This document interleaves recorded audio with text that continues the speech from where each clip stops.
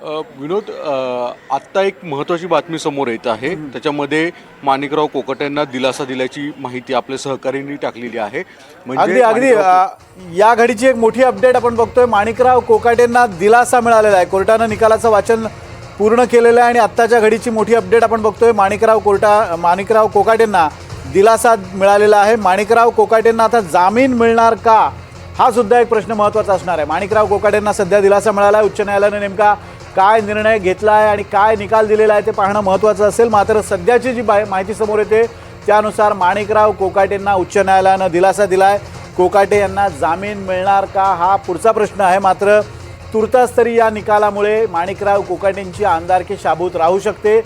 आणि मोठी बातमी आत्ताच्या घडीची, उच्च न्यायालयानं माणिकराव कोकाटेंना दिलासा दिलेला आहे.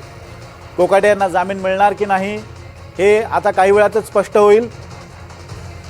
पुन्हा एकदा सागरकडे जाऊयात. सागर, आता कोर्टानं दिलासा दिलेला आहे माणिकराव कोकाटेंना. अर्थातच निकालाचा सविस्तर तपशील आपल्याला मिळणार आहे, पण आत्ताच्या घडीला एक ओळीची बातमी आहे, ती म्हणजे माणिकराव कोकाटेंना दिलासा मिळाला आणि कदाचित जामीनसुद्धा मिळू शकतो. त्यामुळे अटक पण टळणार आहे आणि आमदारकी पण वाचणार आहे. सागर.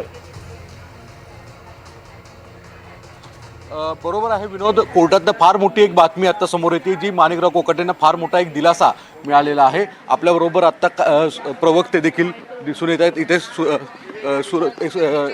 काय आत्ता जी कोर्टातनं इन्फॉर्मेशन येते त्यानुसार जी समोर येते की दिलासा मिळाला आणि जामीन मंजूर होतो. सागर, मी तुझ्याकडे पुन्हा एकदा येतो, पण आत्ताच्या घडीची मोठी अपडेट आहे. माणिकराव कोकाटे यांच्या शिक्षेला उच्च न्यायालयानं स्थगिती दिलेली आहे आणि 1,00,000 रुपयांच्या जात मुचलक्यावर त्यांना जामीनसुद्धा मंजूर केलेला आहे. त्यामुळे दोन गोष्टी या निकालातनं स्पष्ट झालेल्या आहेत. एक म्हणजे माणिकराव कोकाटेंची अटक तुर्तास टळलेली आहे आणि दुसरं म्हणजे त्यांना त्यांच्या शिक्षेला स्थगिती मिळाल्यामुळे त्यांची आमदारकी सुद्धा शाबूत राहणार आहेत. सागरकडे पुन्हा एकदा जाऊयात. सूरज चव्हाण त्यांच्यासोबत आहेत. सागर. गेलेलं आहे, आता मंत्रिपद गेलं होतं. आता या संदर्भामध्ये पक्ष म्हणून काय विचार केला जातोय, कारण की अशा स्वरूपामध्ये आता प्रदेशाध्यक्षांचंही मत होतं की कोर्टाचा निकाल काय येतो त्यावर आम्ही डिसाईड करतो. बघा, त्यांचं मंत्रिपद देणं, मंत्रिपदाचं काय, त्या परत त्यांचं पुनर्स्थापन कसं करणं, ह्याचे सर्वस्व अधिकार हे राष्ट्रवादी काँग्रेस पक्षाचे राष्ट्रीय अध्यक्ष, राज्याचे उपमुख्यमंत्री अजितदादा पवार यांना आहेत. पहिलं आमचं तर होतं की आमची माणसं ह्याच्यातून बाहेर पडली पाहिजेत, न्यायालयीन लढ्यातून सुखरूप बाहेर पडली पाहिजेत.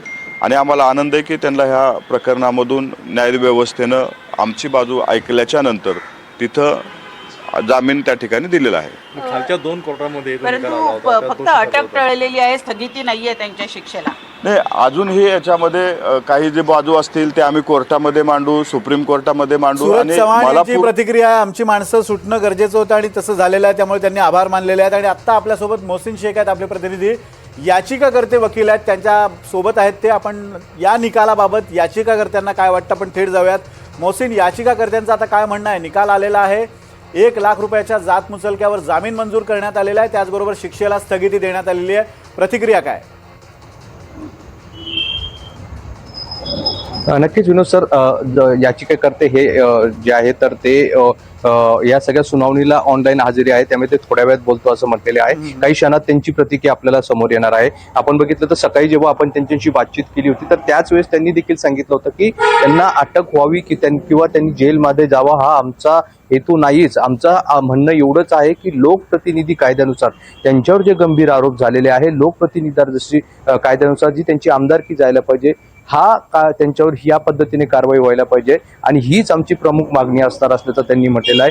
असा उल्लेख देखील त्यांनी केला होता की ही सगळी शिक्षा 2 वर्षापेक्षा जास्त नाही, त्यामुळे त्यांना अटक करावी किंवा लोकप्रतिनिधी आहे म्हणून त्यांच्यावर कठोर कारवाई करावी अशी आमची कोणतीही हेतू नाहीये. मात्र आमचं एवढंच म्हणणं आहे की आमदारकी त्यांची जी आहे तर ती रद्द व्हावी, कारण ज्या पद्धतीने त्यांच्यावर गंभीर आरोप आहे आणि या सगळ्या प्रकरणात जेव्हा अशा पद्धतीने शिक्षा सुनावली जाते त्यावेळेस आमदारकी रद्द होते आणि हीच कारवाईची मागणी याचिकाकर्त्यांची आहे. काही क्षणात त्यांची प्रतिक्रिया देखील आपल्याला कळू शकणार आहे.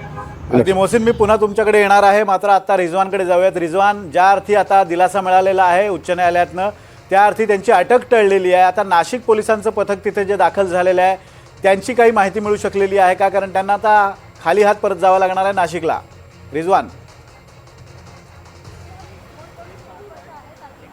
विनोदजी, नक्की आपण जर पाहिलं तर ज्या पद्धतीने माणिकराव कोकाटे यांना मुंबई उच्च न्यायालयाने मोठा दिलासा दिलेला आहे आणि 1 लाख रुपयाचा जामिनावरती जी आहे ती सुटका होणार आहे. आणि आपण जर पाहिलं तर ज्या पद्धतीने जी सदनिका बळकावणा पकडण्याचे आरोप माणिकराव कोकाटे यांच्यावरती होता तो कोर्टाने जो आहे तो फेटाळून ठेवलेला आहे. आणि कुठेतरी माणिकराव कोकाटे यांना जो आहे तो सर्वात मोठा दिलासा जो आहे तो कोर्टाच्या माध्यमातून आहे. विशेष म्हणजे कोकाटे नाही तर संपूर्ण राष्ट्रवादी काँग्रेस पार्टी आणि महायुती सरकारला जो आहे तो मोठा दिलासा या ठिकाणी भेटताना जो आहे तो उच्च न्यायालयाच्या माध्यमातून दिसून येत आहे. सध्या मी लीलावती रुग्णालय या ठिकाणी आपण जर पाहिलं तर सध्या जे माणिकराव कोकाटे आहेत ते लीलावती रुग्णालयामध्ये अँजिओग्राफी त्यांची झालेली आहे आणि आता ते लीलावती रुग्णालयामध्ये ICUमध्ये जे आहे ते आपला पुढील उपचार जे आहे ते घेत आहे.